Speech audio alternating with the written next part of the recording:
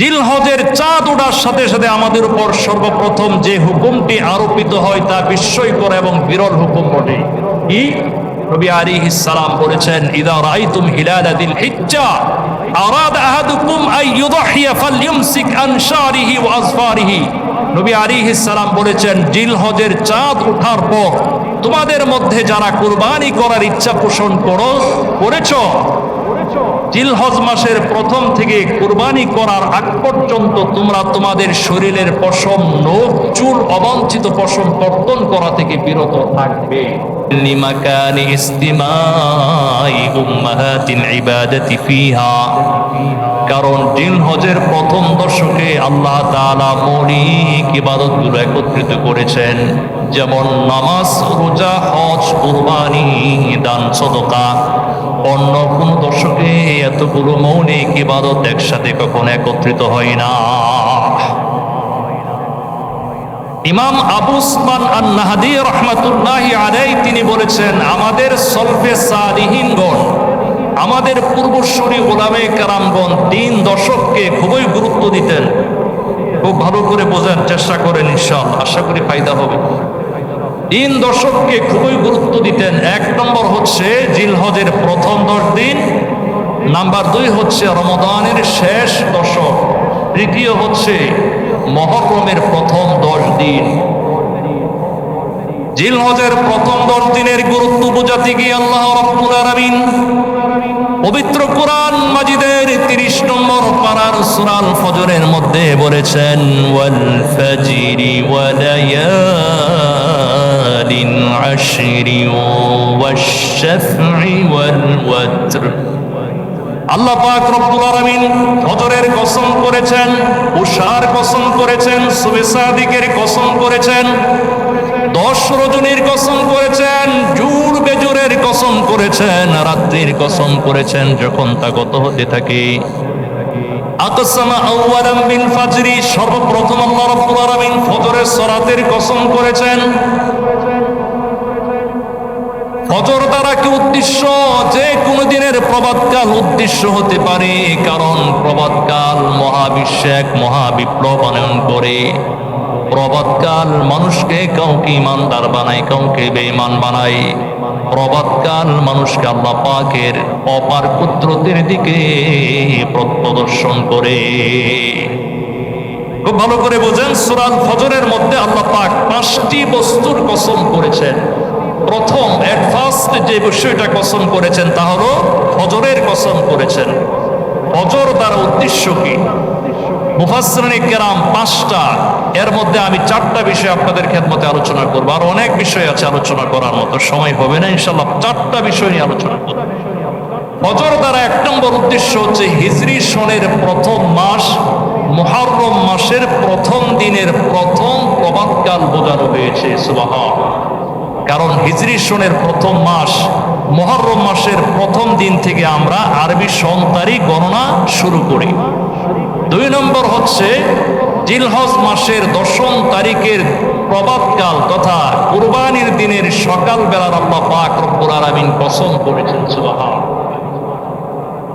3 নম্বর আল্লাহ রব্বুল আলামিন ফজরের সালাতের কসম করেছেন। আল্লাহ পাক রব্বুল আলামিন পবিত্র কোরআন মাজিদে 5 ওয়াক্ত নামাজ যথাযথ সুন্দর করে ইহতিমামের সাথে আদায় করার জন্য আদেশ করেছেন। আল্লাহ বলেন, হাফিযু আলাস সালাওয়াতি ওয়াস সালাতিল উসতা ওয়া কুমু লিল্লাহি কানিতিন। সম্মানিত হাজিরিন, আল্লাহ পাক বলেন, হাফিযু আলাস সালাওয়াত, সব নামাজের ব্যাপারে তোমরা যত্ন গ্রহণ করো, যত্ন সহকারে সালাত আদায় করো। স্পেসিফিক ভাবে আমার আল্লাহ পাক রব্বুল আলামিন মধ্যবর্তী নামাজের কথা বলেছেন। মধ্যবর্তী নামাজ কোনটা? সেটা হলো সালাতুল আসর, আসরের নামাজ। কোরআনে কারীমের মধ্যে আল্লাহ পাক 5 ওয়াক্ত নামাজের কথা আলোচনা করেছেন। সব নামাজ যত্ন সহকারে পড়ো, সুন্দর করে আদায় করো। বিশেষভাবে আসরের সালাতের কথা আলোচনা করেছেন। আল্লাহ পাক যেমন 5 ওয়াক্তের কথা আলোচনা করেছেন, বিশেষ কিছু নামাজের কথা আলোচনা করেছেন, ঠিক নবী আলাইহিস সালাম তিনি 5 ওয়াক্ত নামাজের মধ্যে কিছু কিছু নামাজ স্পেসিফিক ভাবে আলোচনা করেছেন। বুখারী শরীফের হাদিস, নবী আলাইহিস সালাম বলেছেন, মান সাল্লাল বারদাইন দাখালাল জান্নাহ, যে ব্যক্তি 2 ঠান্ডার নামাজ পড়লো, দাখালা সিগায়ে মাজি অতীতকাল ব্যবহার করেছেন, যে ব্যক্তি 2 ঠান্ডার নামাজ পড়লো সে যেন আল্লাহর জান্নাতে প্রবেশ করে গেল। সুবহানাল্লাহ, এত গুরুত্বপূর্ণ ফজরের সালাত। এই কারণে নবী আলাইহিস সালাম বলেছেন, মুনাফিকদের জন্য 2টো নামাজ খুবই বোঝা, খুবই ভারী, কঠিন। 1 নম্বর হচ্ছে ফজরের সালাত, নাম্বার 2 হচ্ছে সলাতুল ইশা। নবী আমার বলেন, এই 2 নামাজের গুরুত্ব সম্পর্কে যদি তারা জানতো, বুঝতো, তাহলে জামাতে পার্টিসিপেট করার জন্য হামাগুড়ি দিয়ে হলেও আল্লাহর ঘর মসজিদের মধ্যে তারা একত্রিত হয়ে যেত। বড় আফসোসের ব্যাপার, আমাদের সমাজের মধ্যে হাজারো মুসলমানের ঘরের মুসলমান 5 ওয়াক্ত তো দূরের কথা, ফজর তো দূরের কথা, 5 ওয়াক্ত নামাজের এই কোন আমরা ইহতেমাম করি না। আছে না নাই বলেন তো? ঈমান আনছি, ঈমান গ্রহণ করেছি, ঈমানের দাবি হচ্ছে 5 ওয়াক্ত নামাজ যথাযথভাবে আদায় করা। ঈমান গ্রহণ করলেই হবে না। মনে রাখবেন, আল্লাহ পাক কোরআনে স্পষ্ট বলেছেন, বংশগত ইহুদি হন, খ্রিস্টান হোক, বংশগত মুসলমান হোক, এগুলো আমার আল্লাহর কাছে ধর্তব্য নয়, গ্রহণযোগ্য নয়। আল্লাহর কাছে গ্রহণযোগ্য হচ্ছে ঈমানের পর নেক আমল সম্পাদন করা। ঈমানের পর সবচেয়ে গুরুত্বপূর্ণ, সবচেয়ে যে ফজিলতপূর্ণ, সবচেয়ে গুরুত্বপূর্ণ ইবাদতের নাম হলো, কথা বলেন না কেন, সালাত। এই সালাতকে আমরা এখন গুরুত্ব দেই বলেন তো? সামান্য একটু ওজোর পেরে আমরা মসজিদে আসি না। একটু আকাশে যদি মেঘাচ্ছন্ন হয় তাহলে আমরা অনেকেই মসজিদে নামাজ না পড়ে বাসায় পড়ে ফেলি। অথচ সাহাবে কারাম, নবী আলাইহিস সালামের ইতিহাস পড়ুন। আল্লাহর হাবিব ইনদাল মউত, ইন্তেকালের প্রাককালে যখন তার প্রচন্ড অসুস্থতা, তখনও তিনি সাহাবে কারামের কাঁধের উপর ভর করে আল্লাহর হাবিব মসজিদে নববীতে সালাত আদায় করেছেন। সুবহানাল্লাহ। আর আমাদের তো একটু ওজোর হইলে, আর একটু সামান্য কিছু হইলে আমরা নামাজ ছেড়ে দেই। বিশেষ করে আমাদের এই বাংলাদেশের এমন একটা কালচার হয়ে দাঁড়িয়েছে, আমাদের বাংলাদেশের শবে বরাতে মসজিদগুলো একাকার হয়ে যায়, লাইলাতুল কদর একাকার হয়ে যায়, জানাজার নামাজ একাকার হয়ে যায়, ঈদের মাঠের মধ্যে বিশাল বড় মাঠে জায়গা দেওয়া যায় না, অথচ মসজিদে ওয়াক্তিয়া নামাজগুলোর মধ্যে মসজিদ ফাঁকা করে, ঠিক কিনা বলুন?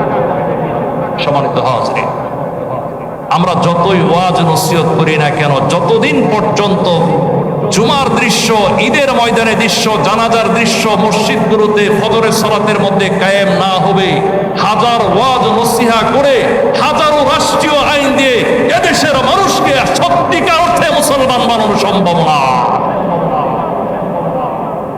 ফজরের নামাজ আমরা পড়ি না, আরাম করে ঘুমাই। অথচ আল্লাহ পাক রব্বুল আলামিন এই ফজরের সালাতের কসম করেছেন।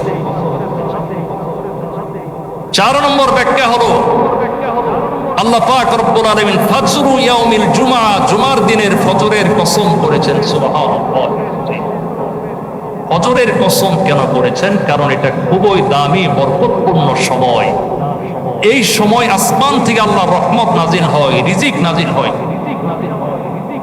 আল্লাহর হাবিব বিশ্ব নবী আলাইহিস সালাম বলেন, আল্লাহুম্মা বারিক লি উম্মতি ফি বুকুরিহা, আয় আল্লাহ তুমি আমার উম্মতকে ফজরের সময় দ্বারা বরকতময় করে দাও। আল্লামা ইবনুল কাইয়্যুম রাহমাতুল্লাহি আলাইহি বলেছেন, আল মাকরুহু ইনদাস সালাফি আন্নাউমুস সুবহি ইনদা তুলুইশ শামসি। আল্লামা ইবনুল কাইয়্যুম বলেছেন, ফজরের নামাজের পর থেকে নিয়ে সূর্য উদয় পর্যন্ত এই সময় ঘুমানোটা মাকরুহ, এই সময় ঘুমানোটা মাকরুহ। কারণ লিআন্নাহা ওয়াক্তুল গানিমা, এটা হচ্ছে মূল্যবান সময়। এই সময় আসমান থেকে আল্লাহ তাআলা বান্দা রিজিক নাজিল করেন। সুবহানাল্লাহ। ইমাম জাওজি রাহমাতুল্লাহি আলাইহি বলেছেন, আল্লামা ইবনুল কাইয়্যুম বলেছেন, 4 জিনিসের দ্বারা মানুষের রিজিক সংকীর্ণ হয়। কয় জিনিস বলেন? 4 জিনিস। এর মধ্যে অন্যতম হলো নাওমুস সুবহি, সকালের ঘুম। অথচ আমাদের সবচেয়ে পছন্দনীয় বিষয় হলো ফজরের নামাজের পর ঘুম দেওয়া। যারা ফজর করে ঘুমান, আল্লাহ মাফ করুন তাদেরকে মাফ, কিন্তু যারা ফজরও পড়ে না, আর ফজরের সালাত তো পরে দূরের কথা, ফজরের সময় ঘুমানো তো অনেক বড় বিষয়। এই মানুষগুলো ফজরের সালাত আদায় করে না, রাত 2টা 3টা পর্যন্ত ফেসবুকিং করে টেলিভিশনের টক শো দেখে দেখে যারা রাত জেগে জেগে ঘুমায়, ওই মানুষগুলো কি ফজরের নামাজ পড়া কি সম্ভব মনে করেন? পসিবল? ইম্পসিবল, তাদের জন্য কোনোভাবেই সম্ভব না। অথচ এই নামাজে আল্লাহ পাক আসমান থেকে বরকত নাজিল করেন। এই নামাজ যদি কেউ না পড়ে, ঘুমিয়ে পড়ে, তাহলে তার রিজিকের মধ্যে আল্লাহ তাআলা সংকীর্ণতা সৃষ্টি করে দেয়।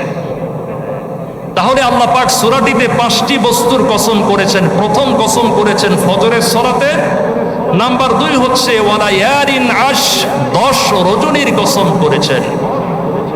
10 রজনী কি? আল্লামা ইবনে কাসির রাহমাতুল্লাহি আলাইহি তাফসীর ইবনে কাসিরের মধ্যে বলেছেন 10 রজনী দ্বারা উদ্দেশ্য হলো আল-লায়ালিল আউয়ালু মিন আশরিল হিজ্জাতি লিআন্নাহা ওয়াক্তুল মানাসিকি ওয়াল হজ। 10 রজনী দ্বারা উদ্দেশ্য হলো জিলহজের প্রথম 10 দিন 10 রাত, কারণ এটা হচ্ছে হজ এবং কুরবানির মৌসুম। সুবহানাল্লাহ। আবার কোন কোন তাফসীর কারকগণ বলেছেন 10 রজনী দ্বারা উদ্দেশ্য হলো রমজানের প্রথম 10 দিন। আবার কেউ বলেছেন 10 রজনী দ্বারা উদ্দেশ্য হচ্ছে মুহররমের প্রথম 10 দিন 10 রজনী। তাহলে আল্লাহ পাক 10 রজনীর কসম করেছেন। 3 নাম্বার কসম করেছেন জুর এবং বেজুরের কসম করেছেন। জুর মানে কি? জুর হচ্ছে ইয়াউমুন নাহার, কুরবানির দিন, যেটা হচ্ছে 10 জিলহজ। আর বেজুর মানে হচ্ছে ইয়াউমে আরাফা, আরাফার দিন, যেটা আগামী আমাদের মাঝে আসতেছে ইনশাআল্লাহ, 9 জিলহজ ইয়াউমে আরাফা। আবার কোন কোন মুফাসসিরিন কেরাম বলেছেন জুর বলে এখানে সকল সৃষ্টি জগৎকে বোঝানো হয়েছে, কারণ আল্লাহ পাক পৃথিবীতে সব কিছু জোড়ায় জোড়ায় সৃষ্টি করেছেন। আল্লাহ বলেন ওয়া মিন কুল্লি শাইইন খালাকনা যাওজাইন, আমি পৃথিবীর প্রত্যেক বস্তুকে জোড়ায় জোড়ায় সৃষ্টি করেছি।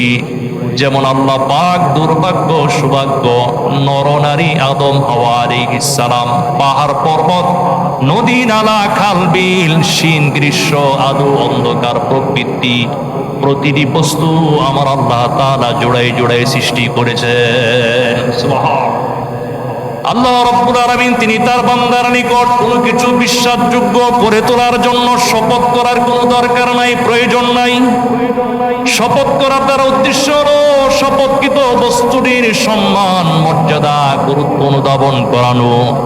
আল্লাহ পাক যে 10 রজনীর কসম করেছেন, এই 10 রজনী চিহ্নিত করতে গিয়ে তাফসীর কারকদের জন্মে গাফির বড় একটা দল বলেছেন সেই 10 রজনী হলো জিলহজের প্রথম থেকে নিয়ে 10 রাত 10 রজনী, যেটা আমাদের সামনে আগামী কয়েকদিন পর শুরু হয়ে যাবে ইনশাআল্লাহ।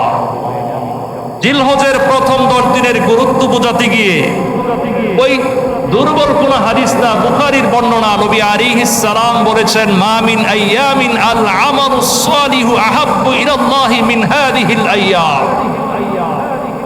নবীজি সাল্লাল্লাহু আলাইহি ওয়াসাল্লাম জিলহজের প্রথম দশকের গুরুত্ব বোঝাতে গিয়ে বলেছেন জিলহজের প্রথম 10 দিনের নেক আমল করা আমার আল্লাহর কাছে যত বেশি প্রিয় পছন্দনীয় দুনিয়ার অন্য কোন দিনের আমল তত বেশি কিছু পছন্দনীয় নয়, প্রিয় নয়। সাহাবে কেরাম প্রশ্ন করেছেন ইয়া রাসূলুল্লাহ ওয়ালাল জিহাদু ফি সাবিলিল্লাহ, আল্লাহর রাস্তায় জিহাদ করাও কি এই 10 দিনের নেক আমলের চাইতে অধিকতর প্রিয় নয়? নবী আমার বলেন এই 10 দিনের নেক আমলের চাইতে আল্লাহর রাস্তায় জিহাদ করাও অধিকতর প্রিয় নয়। কিন্তু ওই মানুষটির ব্যাপার স্বতন্ত্র, যে ব্যক্তি জান আর মাল নিয়ে আল্লাহর রাস্তায় বের হয়ে গিয়েছে, যুদ্ধ করতে করতে জিহাদ করতে করতে আল্লাহর রাস্তায় শাহাদত বরণ করেছে, শুধুমাত্র ওই ব্যক্তির শাহাদত বরণ করা ছাড়া দুনিয়ার কোনো নেক আমল জিলহজের 10 দিনের আমলের চাইতে অধিকতর গ্রহণযোগ্য নয়, প্রিয় নয়। সুবহানাল্লাহ। মুসলমান, আল্লাহর হাবিব আরেক হাদিসের মধ্যে বলেছেন মা মিন আইয়ামিন আল আফদালুদ দুনিয়া ইয়ানি আশরুল হিজ্জা, দুনিয়ার যত দিন আছে এর মধ্যে সর্বশ্রেষ্ঠ দিন হলো জিলহজের প্রথম 10 দিন। কেন এত গুরুত্বপূর্ণ? কারণ নবী বলেছেন জিলহজের এক এক দিনের, জিলহজের প্রথম 10 দিনের এক এক দিনের এক একটা রোজা হচ্ছে 1 বছরের রোজার সমতুল্য। সুবহান। অর্থাৎ কেউ যদি জিলহজের প্রথম দশকে এক এক দিন রোজা পালন করে, 1 বছর রোজা রাখতে যে পরিমাণ নেকি, একদিন রোজা রাখতে আল্লাহ তাআলা আমার আপনার আমল নামার মধ্যে ততটুকু নেকি লিখে দিবেন। সুবহান। নবী আমার বলেছেন জিলহজের এক এক রজনীর ইবাদত তাহাজ্জুদ কিয়ামুল লাইল হলো, সে যেন সরাসরি লাইলাতুল কদরের রাত্রিতে ইবাদত বন্দি করলো।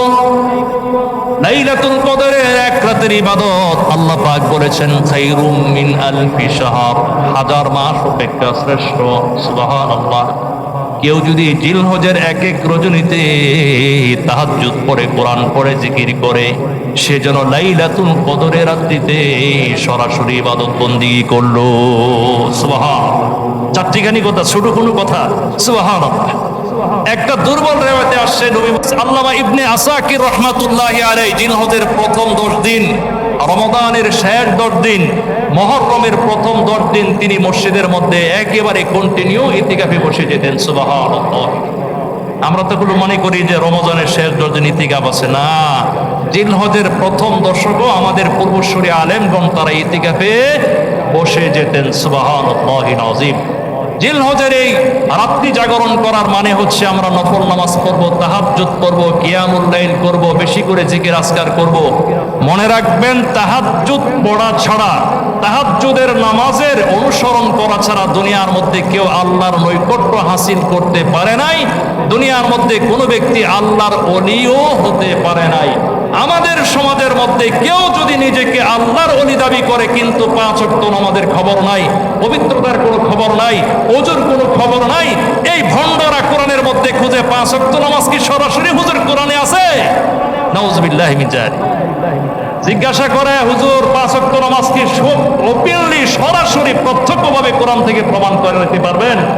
আমি বলি তুমি তো ভাই কোরআন জীবনে খুললেই দেখো না, তুমি বুঝবা কেমনে? তুমি কোরআন পড়ো, না হলে আমাদের কাছে আসো, আমরা কোরআনের তাফসীর, কোরআনের ব্যাখ্যা, অনুবাদ শিখিয়ে দিব। সরাসরি আমার আল্লাহ 5 ওয়াক্ত নামাজের কথা কোরআনে বলেছেন। এখন যেই মানুষরা 5 ওয়াক্ত নামাজ করে না, এর জন্য তাহাজ্জুদ পড়া তো বিশাল ব্যাপার, ঠিক কিনা বলেন? মনে রাখবেন যদি কোনো মানুষ দাবি করে আমি আল্লাহর ওলি, সে যদি 5 ওয়াক্ত নামাজ না পড়ে, তাহাজ্জুদ না পড়ে, সে আল্লাহর ওলি না, সে হলো শয়তানের দূষক। কথা বলেন ঠিক কিনা? যে ব্যক্তি তাহাজ্জুদ পড়বে না, পবিত্রতা অর্জন করবে না, যেই পীরের মধ্যে মুখে দাড়ি নাই, সেই পীর যদি দাবি করে আমি আল্লাহওয়ালা, আমি পীর, আমার বিশাল মুরিদান, বহু শিক্ষিত মানুষ মুরিদ, সে যত বড়ই, যত লক্ষ কোটি মুরিদান হোক না কেন, সে ভণ্ড, ভণ্ড, ঠিক কিনা বলো? সম্মানিত হাজিরিন, তাহাজ্জুদের নামাজ এত গুরুত্বপূর্ণ নামাজ, এই নামাজের দ্বারাই মানুষ আল্লাহর নৈকট্য অর্জন করে, জান্নাত লাভের মাধ্যম হবে। নবী আলাইহিস সালাম বলেছেন জান্নাতের মধ্যে এমন কিছু কক্ষ, এমন কিছু রুম আছে, যেই রুমের সৌন্দর্যগুলো ভিতর থেকে বাহিরে, বাহির থেকে ভিতরের সৌন্দর্যগুলো অবলোকন করা যায়, দেখা যায়। সাহাবে কারাম প্রশ্ন করেছেন ইয়া রাসূলুল্লাহ, এই জান্নাতগুলো আমার আল্লাহ কাদের জন্য প্রস্তুত করেছেন, বানিয়েছেন? আল্লাহর হাবিব 4টা গুণ বলেছেন, এই 4টা গুণ যদি কোনো মানুষ অর্জন করতে পারে তাহলে সে এই জান্নাতগুলোর মালিকানা হয়ে যাবে। সুবহানাল্লাহ বলেন। এই 4টা গুণের মধ্যে 1 নম্বর হলো লিমান আতাবাল কালাম আলানাল কালাম, কথা বলার সময় মিষ্টতা অবলম্বন করে, সুন্দর ভাষায় কথা বলে, কর্কশভাবে কথা বলে না, রূঢ়াচরণ করে না। মানুষের সাথে যখন কথা বলে সুন্দর ভাষায় নম্রতার সঙ্গে কথা বলে।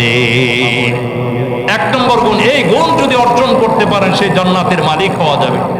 নাম্বার 2 হচ্ছে ইতআমুত তাআম, খাদ্য খাওয়ানো। কি খাওয়ানো বলেন? মানুষকে আল্লাহর সন্তুষ্টির জন্য খাদ্য খাওয়ানো।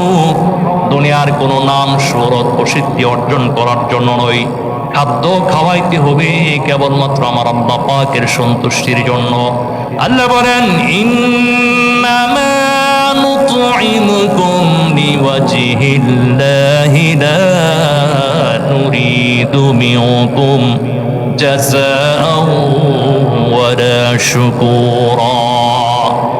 ইমানদার খাদ্য খাওয়ায় শুধু আল্লাহ পাক পাকের সন্তুষ্টির জন্য কেউ আমাকে ওয়েলকাম, অভিবাদন, ধন্যবাদ জানাবে, শুকরিয়া আদায় করবে, তারই প্রশংসা গাইবে, স্তুতি বর্ণনা করবে, এজন্য ইমানদার খাদ্য খাওয়াই না। ইমানদার খাদ্য খাওয়াই আল্লাহ পাকের সন্তুষ্টির জন্য। 2 নম্বর গুণ। 3 নম্বর গুণ হচ্ছে যারা তাবাসিয়া, রমজানের রোজা চলে যাওয়ার পর যারা রোজা পালন করে, সোমবার দিন রোজা রাখে এবং প্রতি মাসে আইয়ামি 20 শুক্রতা রোজা পালন করে, চন্দ্র মাসের 13-14 তারিখ রোজা রাখে, এই গুণ যারা অর্জন করবে তারা সেই জান্নাতের মালিক হয়ে যাবে।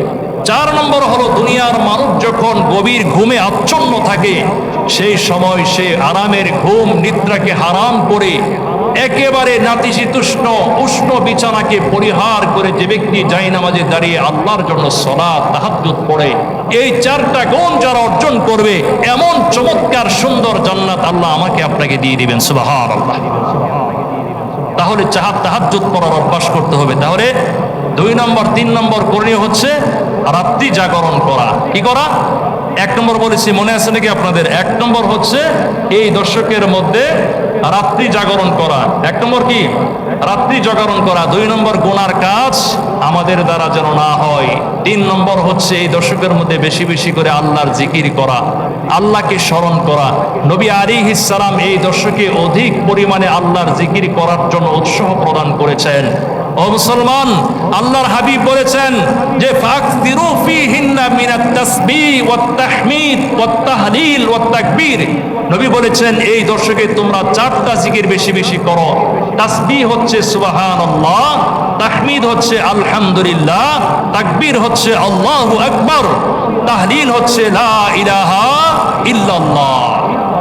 হাদিসের মধ্যে আসছে, বুখারীর বর্ণনা, হযরতে আবু হুরায়রা, আব্দুল্লাহ ইবনে উমর, তারা যখন বাজারে গমন করতেন তখন এই দশকের মধ্যে বাজারে যাওয়ার সময় আল্লাহু আকবার, আল্লাহু আকবার, আল্লাহু আকবার, লা ইলাহা ইল্লাল্লাহ বলে বলে তারা বাজারে যাইতেন। সুবহানাল্লাহ।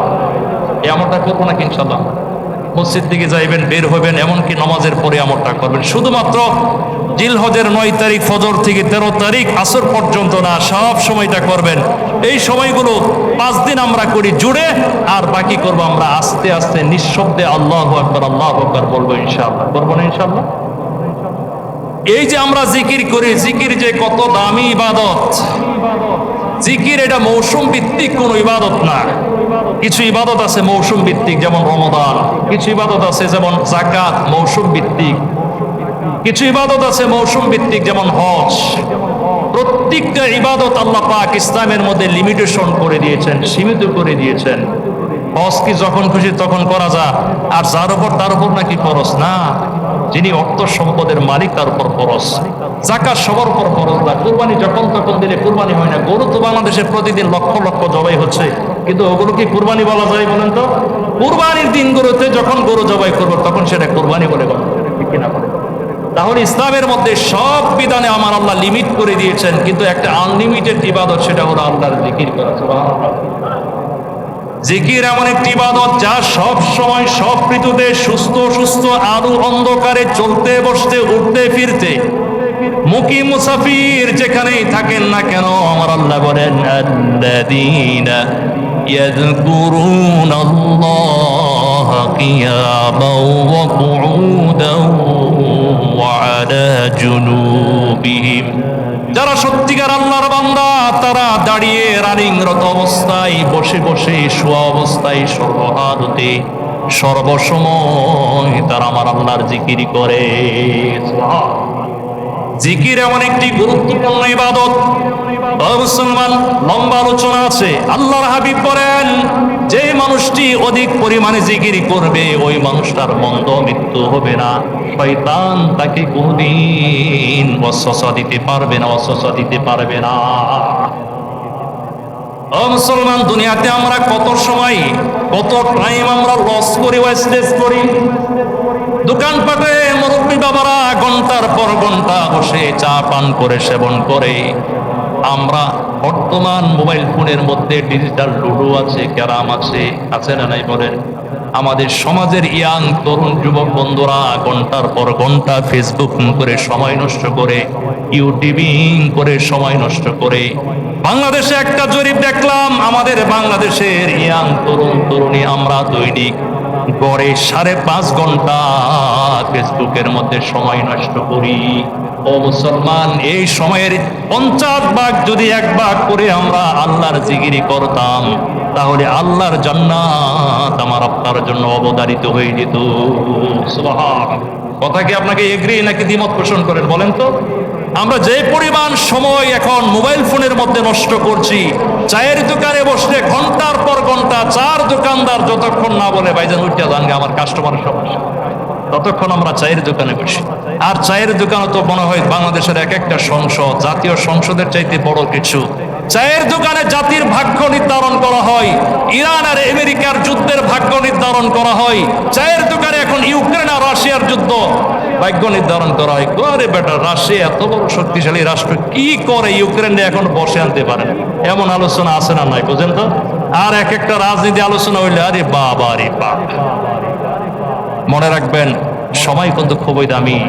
সুতরাং ডোন্ট লস টাইম, সময়টাকে অযথা নষ্ট করবেন না। আল্লাহ আমাদের সকলকে বোঝার তৌফিক দান করুন। এই সময়ের কারণে কাল কিয়ামতের দিন আমাদেরকে আফসোস করা লাগবে। হাদিস দেন, আল্লাহ নবী তো হাদিস বলে দিচ্ছেন, আমরা তো পড়ি না, গবেষণা করি না, দেখি না, এই জন্য না জানি না খেলেও দেখলাম। মুসলিম শরীফের বর্ণনা, আল্লাহর হাবিব বলেন, লাম ইয়াতাহাসসার আহলুল জান্নাতি ইল্লা আলা সাআতিন মুররাত বিহিম লাম ইয়াযকুরিল্লাহু তাআলা ফিহা। জান্নাতের মধ্যে জান্নাতীগণ প্রবেশ করার পর দুনিয়ার কোনো বিষয় নিয়ে তারা বিন্দু পরিমাণ আফসোস করবে না, অনুতাপ করবে না। জান্নাতে প্রবেশ করার পর তারা বলবে না, রে যদি গুলশান বনানীতে আরেকটা ফ্ল্যাট বানাইতে পারতাম, তাহলে আমার ছেলেমেয়েরা আরো সুখ শান্তিতে জীবনযাপন করতে পারতো। এমন আফসোস অনুতাপ জীবনে কোনোদিন জান্নাতীরা করবে না। কিন্তু যেই জান্নাতীগণ, যেই মানুষগুলো দুনিয়ার মধ্যে আল্লাহর জিকির বিহীন ভাবে কাটাইছে, অতিক্রান্ত করেছে, সেই সময়টুকুনের জন্য জান্নাতে প্রবেশ করার পর আমরা আফসোস করব আর বলবো, হায়রে দুনিয়ার মধ্যে যদি দোকানপাটে আড্ডা না দিয়ে আল্লাহর জিকির করতাম, একবার সুবহানাল্লাহ আলহামদুলিল্লাহ বলতাম, তাহলে জান্নাতে আমার আপনার মর্যাদা তো আরো বৃদ্ধি হয়ে যেত। সুবহানাল্লাহ। একটু চিন্তা করেন, ইচ্ছা করলে আমরা 1 মিনিটে নেকের পাহাড় করতে পারি। 1 মিনিটে, 1 মিনিটের মধ্যে। কত মিনিট? সুবহানাল্লাহ বলতে কয় মিনিট সময় লাগে? 100 বার সুবহানাল্লাহ পড়তে 30 সেকেন্ড লাগে না। 2 বার সুবহানাল্লাহ বলতে, 5 বার বলতে 3 সেকেন্ড লাগে মাত্র। হিসাব করে দেখেন, সুবহানাল্লাহ সুবহানাল্লাহ আমি 1 সেকেন্ডও লাগে নাই। তাহলে প্রতি সেকেন্ডে, প্রতি মিনিটে আমরা 100 বার করে সুবহানাল্লাহ আলহামদুলিল্লাহ বলতে পারি। এই যে সুবহানাল্লাহ বলি আর নেকি কত বড়! সুবহানাল্লাহ সুবহানাল্লাহ।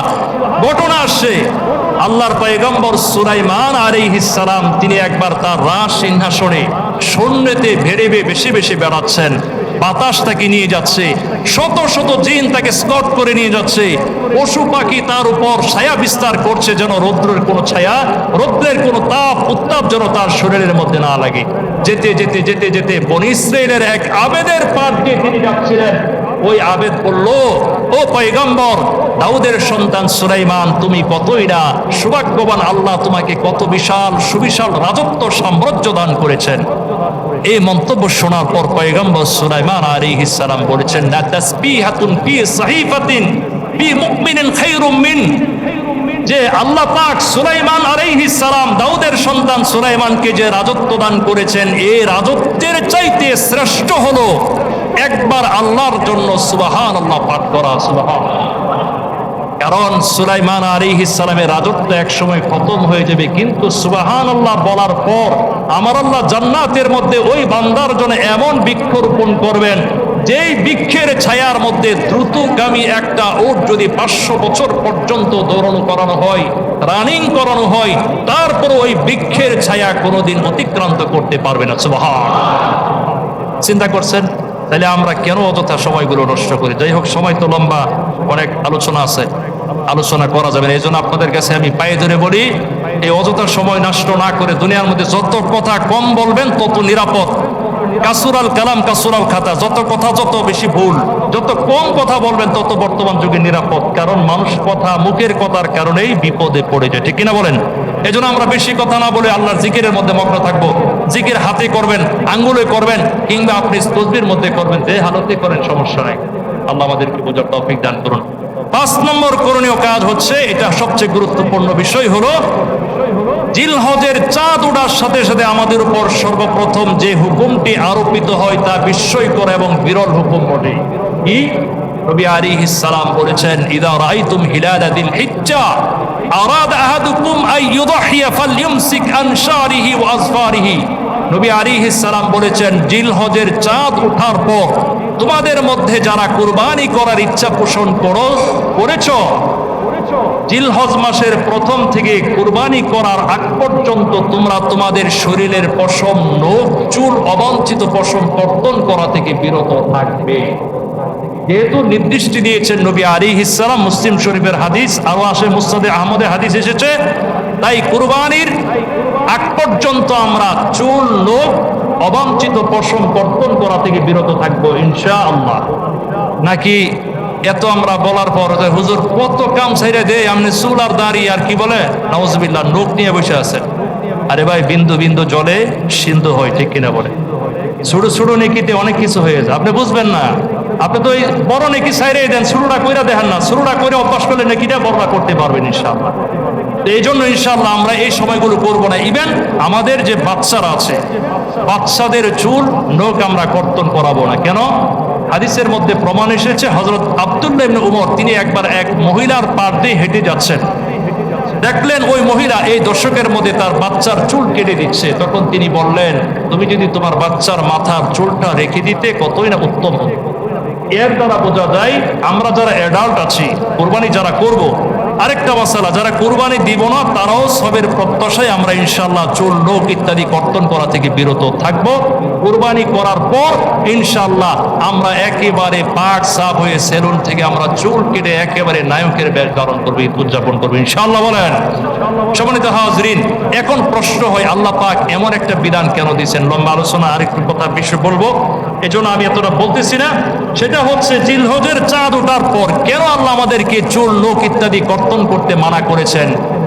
এর হিকমত হলো, আল্লাহ পাক যত বিধান আমাদেরকে দিয়েছেন কোনোটাই হিকমত শূন্য নয়, কোনোটাই প্রজ্ঞাবিহীন নয়।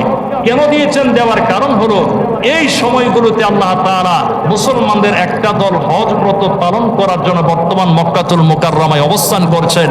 হাজিদের প্রতি আল্লাহর একটা নির্দেশ, হাজিদের ইহরামের কাপড় পরিধান করে তাদের কিছু রেস্ট্রিকশন, কিছু বিধিনিষেধ আছে না নাই বলেন তো?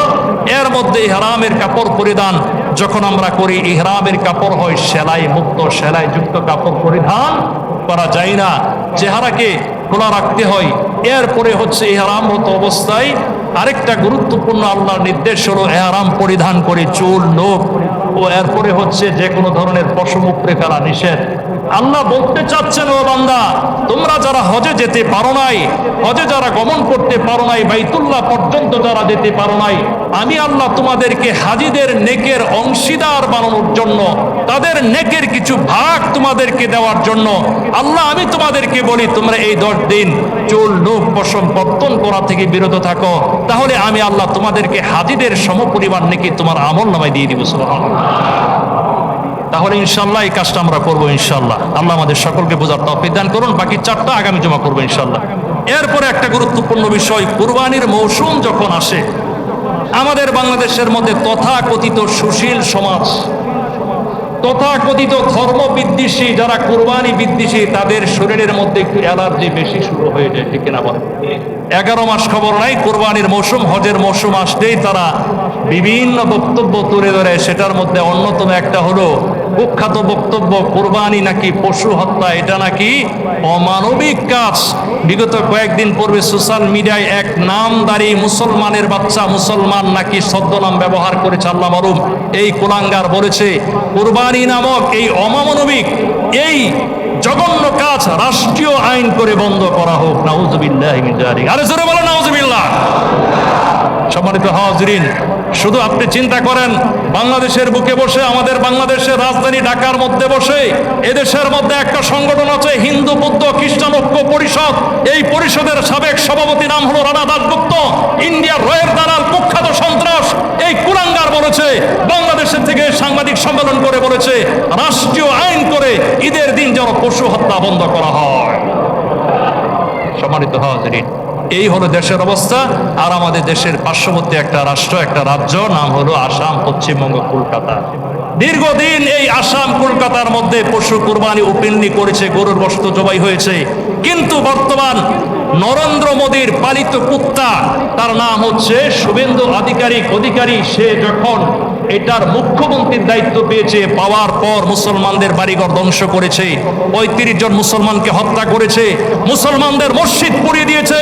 এরপরে সবচেয়ে যে জঘন্য কাজ করেছে, আসন্ন কুরবানি উপলক্ষে সে একটা ফরমান জারি করেছে, কলকাতা পশ্চিমবঙ্গের মধ্যে কোনো মুসলমান কোনো পশু জবাই করতে পারবে না। আমরা এর তীব্র নিন্দা জানাচ্ছি, ঠিক কিনা বলো? সম্মানিত হাজিরিন, আমরা পরিষ্কার ভাষায় বলে দিতে চাই, এদেশের মধ্যে কিছু সুবিজের তারকা, কিছু নায়িকা, কিছু কুখ্যাত যারা চামড়া ব্যবসা করে দুবাই বিভিন্ন রাষ্ট্রের মধ্যে, এরা সোশ্যাল মিডিয়ার মধ্যে বড় বড় কথা বলে, কুরবানি নাকি হত্যা করলে, কুরবানি দিলে নাকি তাদের মায়া কান্না হয়। তারা বলে পশু যখন জবাই করে খুব মায়া লাগে। ও নষ্টার দলেরা, মানুষকে যখন কুমিয়ে হত্যা করা হয়, তোমাদের যখন পর্দাওয়ালা মা বোনদেরকে দর্শন করে হত্যা করা হয়, তখন তোমাদের চেতনা ঘুমিয়ে থাকে। আর পশু কুরবানির আসলে তখন তোমাদের চেতনা জাগ্রত হয়ে যায়। নিশ্চয় তুমি ইহুদি খ্রিস্টানদের দালাল।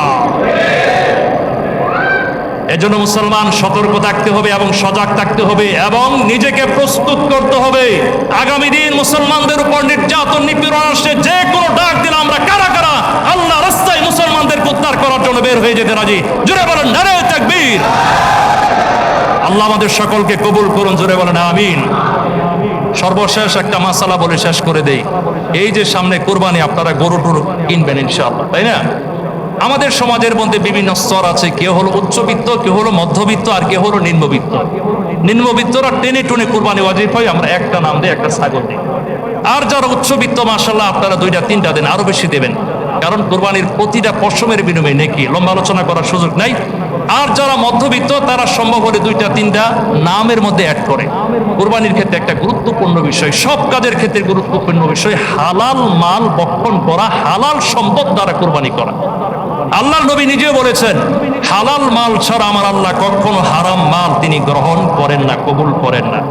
এজন্য কুরবানি দেওয়ার আগে শরিকানা যারা কুরবানি দিবেন বা ব্যক্তিগতভাবে যারা ইন্ডিভিজুয়ালি কুরবানি করবেন, কুরবানির ক্ষেত্রে আপনি খুবই রিসার্চ করে কুরবানির পশুর ক্ষেত্রে যেন একটা টাকা হারাম পন্থায় উপার্জিত টাকা দ্বারা যেন কুরবানি না হয়।